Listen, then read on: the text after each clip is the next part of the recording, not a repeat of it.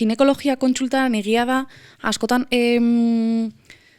emakume kontsultatzen dutena eta pues erdigunean jartzen dana sintoma dala, ez? Baina sintomatik tirata, pues, adibidez, harremanetan eragina eduki dezaken edo ezagutzen zaion zerbait da, pues, azaleko eta mukosak pues, poliki lehortzen juten diela, ez? Eta vulva vagina lehortu daitezke, eta honek, pues, adibidez, bikote harremanetan dexente erabiltzen baldin bada, pues, gune hori, pues, ez atsegina da frikzioa, edo, eta behar bada ez dira ja hainbeste topatzen, pues, lehen topatzen ziren, ez?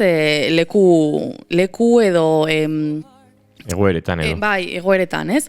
Eta igual, kontsultatzen dana, pues da, lehortasuna daukat, azkura daukat, infekzioak dauzkat, baino igual hortik tirata, pues badago, pues, ez erosonago, ez bikotea inbeste bilatzen, bikoteak enau hainbeste bilatzen, ze enau ez eroso ikusi nahi,